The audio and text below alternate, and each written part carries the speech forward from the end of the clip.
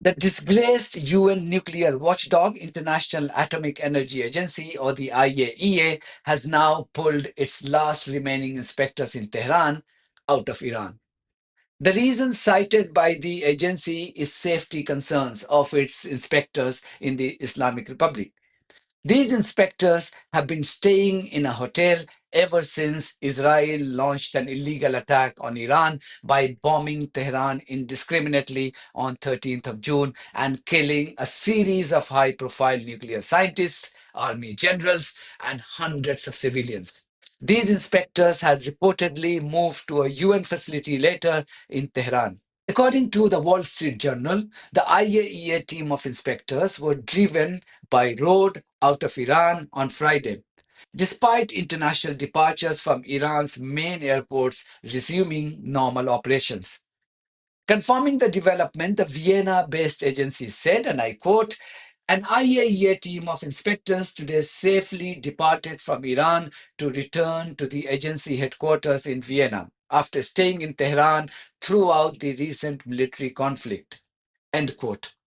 The disgraced chief of the IAEA, Rafael Grossi, has meanwhile reiterated the crucial importance of the IAEA discussing with Iran modalities for resuming its indispensable monitoring and verification activities in Iran as soon as possible.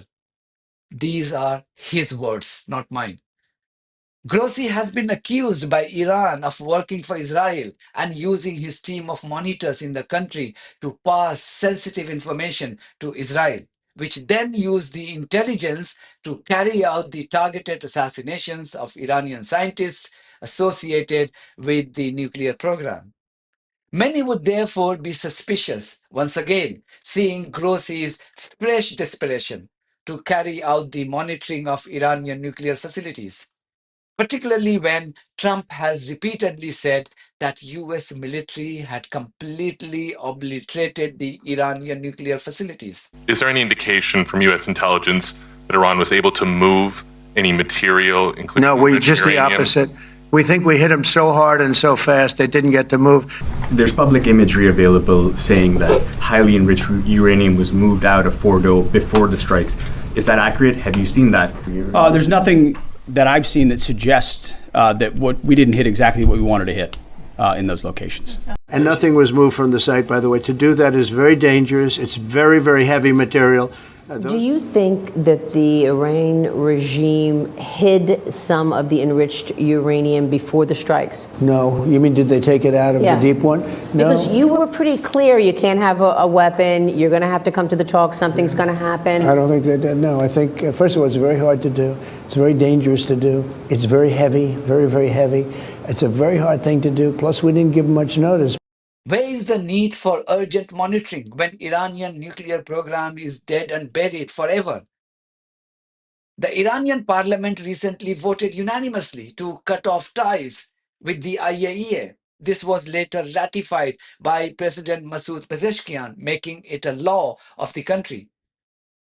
But Grossi kept demanding that he be allowed to enter Iran. Not once has he shown any concern on the safety of the enriched uranium and how Israeli and US bombing of nuclear sites was illegal under international law. He has also never talked about the potential of radioactive spread that could endanger the safety of hundreds of thousands of people. He just wanted to be in Iran by hook or by crook.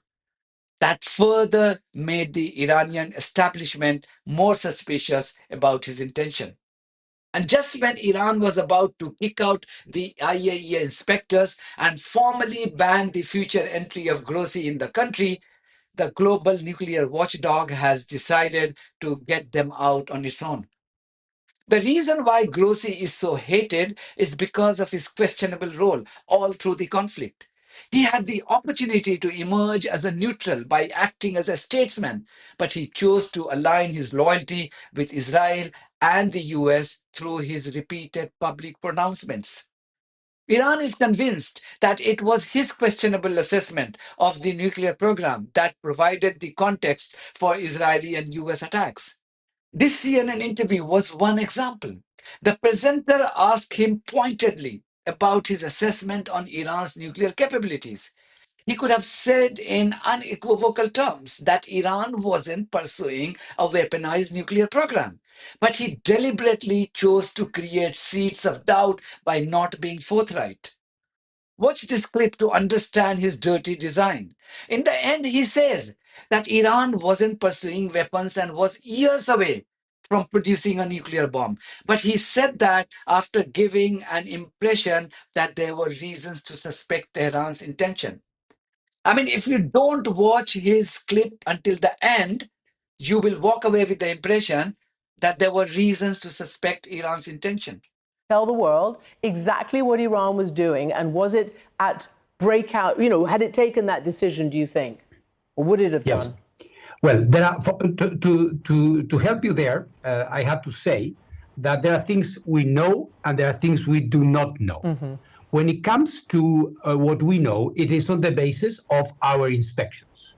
And where we are on very solid grounds is when it comes to the material that Iran has or had at its disposal to produce a nuclear device. Talking about here the enriched uranium.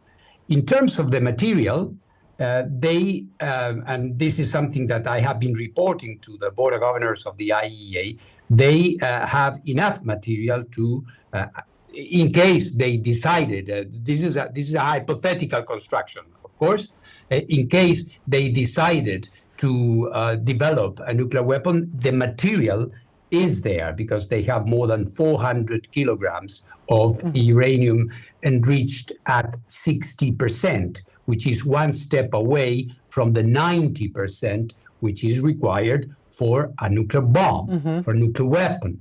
But of course, as you know, to have a nuclear weapon, you need more than the material. The material is, of course, extremely important. And this is why there has been so much commotion and so much excitement and so much concern in the world about this issue of the material itself. But then you need to metallize the uranium. You have to have neutron detonators. You have to have a number of things that go inside the warhead to make it explode.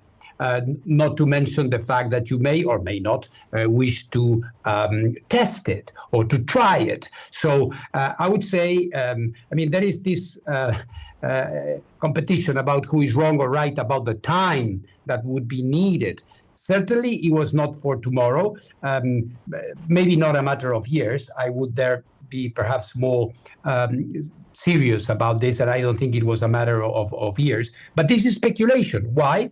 I go again to the beginning of my comment.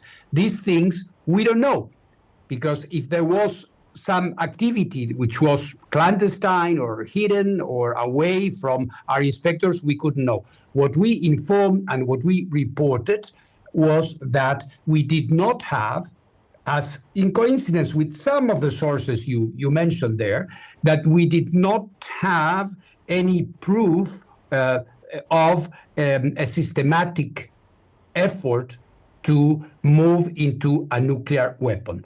Anyway, this crucial development, which is the pulling out of IAEA inspectors from Iran, has started the new era of complete ambiguity over Iran's nuclear program. This is significant in light of Iran launching a massive crackdown on those who reportedly worked as spies for Israel. When you put these two developments together, this gives you an idea that Iran is keen on starting a new chapter in its nuclear program, which is to keep it away from the eyes of the global fraternity. Many believe that Tehran should have embarked on this journey long ago. That's it from me. Thank you very much for your support of this platform and our journalism on buymeacoffee.com and Patreon. If you do think that our journalism is worth supporting, then you too should consider becoming part of it. Details are there in the description of this video. In the meantime, if you haven't subscribed to my channel, please do so, because that's one of the many ways you can support independent journalism. God bless you all.